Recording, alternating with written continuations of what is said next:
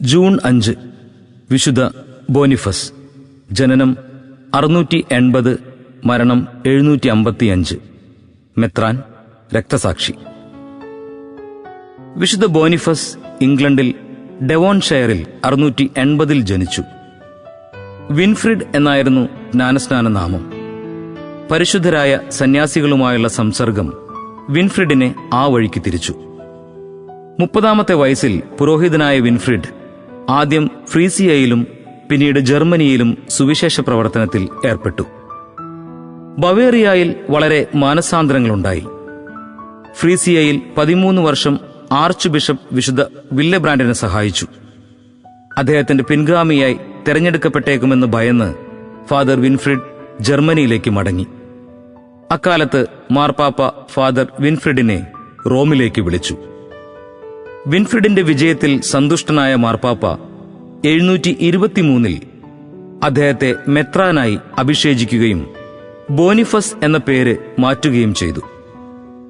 Bishop ഹെസയിലേക്ക് തിരിച്ചുവന്ന് ജൂപ്പിറ്ററിന് പ്രതിഷ്ഠിച്ചിരുന്ന ഒരു ഓക്കുതടി വെട്ടിപ്പൊളിച്ച് ആ മരം കൊണ്ട് ഒരു പള്ളി പണിയിച്ചു. ഗ്രിഗറി ദ്വിതീയൻ, ഗ്രിഗറി തൃതീയൻ, സക്കറി എന്നീ 3 മാർപ്പാപ്പമാരുടെ കീഴിൽ ജോലി ചെയ്തു.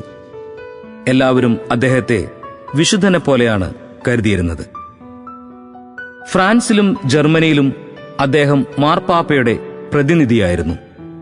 പ്രസ്തുത സ്ഥാനത്ത് നിന്ന് ഒഴിവാക്കാൻ അദ്ദേഹം ആവശ്യപ്പെട്ടെങ്കിലും മാർപ്പാപ്പമാർ അനുവദിച്ചില്ല.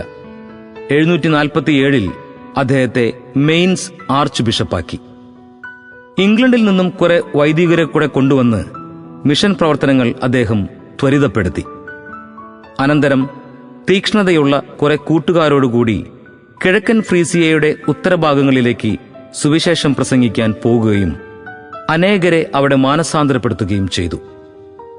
പന്തക്കുസ്തായുടെ തലേ ദിവസം ജ്ഞാനസ്നാനം സ്വീകരിച്ചവർക്ക് സ്ഥൈര്യലേപനം നൽകാൻ ഒരു കൂടാരത്തിൽ അദ്ദേഹം കാത്തിരിക്കുമ്പോൾ അവിശ്വാസികൾ ആയുധധാരികളായി ബോനിഫസിനെയും കൂട്ടരെയും വധിക്കാൻ വന്നു.